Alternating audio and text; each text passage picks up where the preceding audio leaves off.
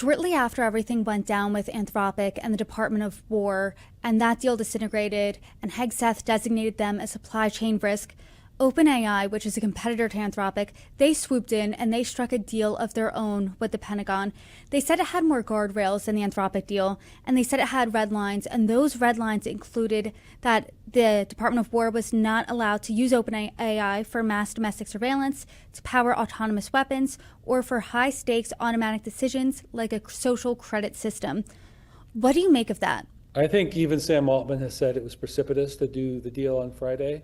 They spent most of the weekend trying to walk it back after a lot of people who were experts in national security law criticized it. On Monday, they came forward with a purported new deal, but it too has come under rather withering criticism because the guardrails that they claim to have, which are really identical to what Anthropic was asking for, are in fact no guardrails at all. They kind of blind you with science a bit. They use terms of art, legal terms of art, like surveillance. You and I might think we know what surveillance means. Well, the national security establishment defines words like surveillance in very narrow ways, like the interception, the intentional interception of a communication between you and me. But if they incidentally collect information, if they find data that's publicly available, these are all things that they think they can do. And I think what Anthropic's concern was, that's worth talking about, is for the last 7 or 8 years, Department of War has been aggregating these mass consumer databases and bringing them into their scrutiny. And they've claimed they need no warrant to do that, that it's perfectly legal. And for a long time that was concerning to many civil libertarians, but sheer friction made that not an incredible danger. Because if they wanted to research Brad Carson, as an example, they'd have to query my name. They could do it one person at a time. The databases may not be making inferences with each other. A lot of the data they're collecting, and we should know what people should know what the government has. They have all of my geolocation data. My phone is pinging off of cell towers. They know all the places I've been. They know every URL I visited in my web searching. They know every app I visited, right? They can overlay that with private government information, like I'm a veteran, so my veterans records. I was a government employee, so my government personnel records. I applied for a top secret clearance and received it. But on there, you have to talk about your medical history, your behavioral health history. They have access to all of that. So if they wanted to create a dossier about me, they could easily do that. But it used to be it was hard to do. The databases wouldn't speak to each other. The geolocation data may not be actually identified that easily with me in my phone. Now LLMs can make all those connections and more. And so you can simply enter a query, not about Brad Carson, but about someone who lives in Tulsa, Oklahoma, which I do, who maybe be interested in AI policy, who may be skeptical of a deal like this, and my name will come up. That's a frightening thing. So what is happening is like the possibilities of mass surveillance, the LLMs empower, is really remarkable. Anthropic recognized that. The Department of Defense, though, they don't even define that as surveillance at all.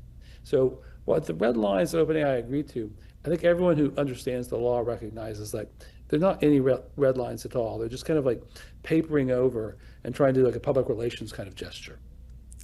That's really scary when you lay it out like that because of AI, it could find out everything about you down to every URL, every web search you've made. I mean, do you think that the government would do this for every person? Because I can imagine with AI and how it's rapidly developing, it would just take a few seconds, right? Yeah, that's exactly right. I mean, just imagine what happened in the past when I mentioned the friction. So some human being could query my name and pull up every URL I visited. But you really have to figure out like what that really meant. Like, hundreds, thousands of URLs overlaid with geolocation data. To actually make all those connections for a human being, extremely difficult. The LLM, however, can do it in seconds and say, Brad has been researching X or Y. He visited A and B and put this all together into a narrative that heretofore was not really possible. And so will they do it on a particular person? I certainly hope not. But what is important for your listeners to understand is like that is perfectly legal for the Department of War to do that today, for the intelligence community to do that, because they don't define that kind of creation of personal dossiers as surveillance at all. And so when they say they're not going to do surveillance, again, it's important to remember the kind of the scariest things they define as not being surveillance at all. Anthropic recognized that. They wanted to put new guardrails around it. But that's why the Department of War says, well, I want to be able to lawfully use it for things. But again, the lawful use of it in the age of AI is what's particularly worrisome.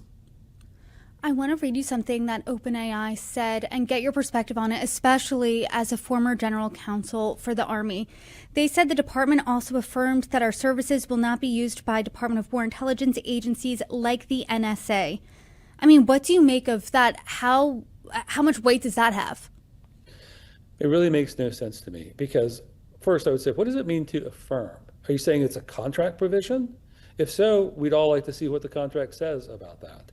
Merely having them say it or give a head nod in that direction means nothing if it's not actually the contract. I think the second point is it makes no sense to me why the Department of War would agree to that. So for example, I want the NSA to use Anthropic against the Iranians, against the Chinese, against terrorist groups. So there is a proper use of Anthropic or ChatGPT in the intelligence community. Are they saying they're not going to use it for that? That's what that language seemed to imply. I just don't want that used on American citizens. I don't want it to be used for domestic surveillance. The surveillance of our enemies is actually a great use case for AI. And so it makes no sense to me. And that's, I said this on X. I've reluctantly come to the conclusion, I don't think that's in there. I don't think it's in the contract because there's no Secretary of War who would agree to that. And they shouldn't agree to that because, again, it stops us from doing the needed foreign surveillance. The guardrail we need is about American citizens and preventing surveillance of citizens.